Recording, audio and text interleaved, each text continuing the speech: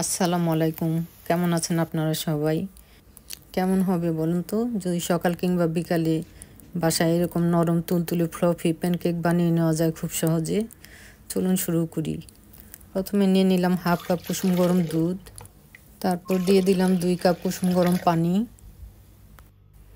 দিয়ে দিচ্ছি 1 চা চামচ ইনস্ট্যান্ট ইস্ট, দিয়ে দিচ্ছি 2 টেবিল চামচ চিনি, এখন দিয়ে দিচ্ছি 1 চা চামচ লবণ, দিয়ে দিচ্ছি 2 কাপ ময়দা, এরপর নিয়ে নিয়েছি 1 কাপ সুজি,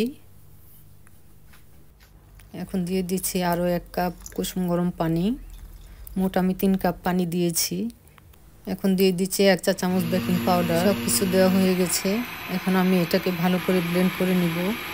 আপনারা চাইলে হ্যান্ড ব্লেন্ডার দিয়েও ব্লেন্ড করে নিতে পারেন, অথবা একটি হুইস্কের সাহায্যেও সব কিছু একসাথে ভালো করে মিলিয়ে নিতে পারেন। ব্লেন্ড করা হয়ে গিয়েছে। আমি এখন একটি বাটিতে ঢেলে নিচ্ছি। ঢেলে নেওয়ার পর এটাকে আমি 30 থেকে 40 মিনিটের জন্য ঢেকে রাখবো। ফিরে আসছি 30-40 মিনিট পর। যে এখন ব্যাটারটি দেখতে একটু ফ্লপি হয়েছে। ঘনত্বটা এরকম হতে হবে, বেশি মোটাও না আবার বেশি পাতলাও না, চিতই পিঠার মতো।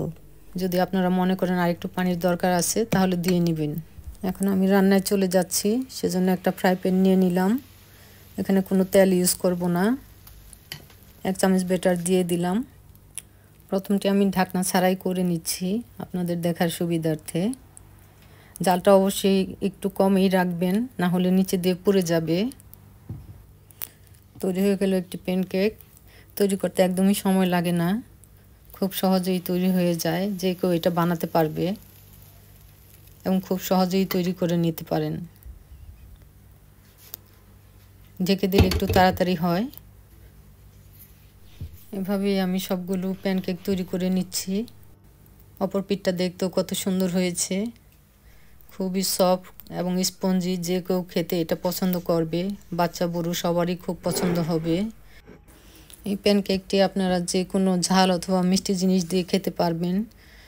যারা এখনও আমার চ্যানেলটি সাবস্ক্রাইব করেননি প্লিজ সাবস্ক্রাইব করে দিবেন। এটা সাধারণত মধু আর বাটার দিয়ে পরিবেশন করা হয়। আজকে আমি বাটার আর মধু দিয়ে পরিবেশন করছি। আপনারা যে কোনো কিছু দিয়ে খেতে পারবেন, এমনিও খেতে পারবেন। ভালো থাকবেন, সুস্থ থাকবেন। নতুন নতুন রেসিপি পেতে আমার চ্যানেলের সাথে থাকুন। দেখা হবে পরবর্তী ভিডিওতে। সেই পর্যন্ত ভালো থাকুন। আল্লাহ হাফেজ।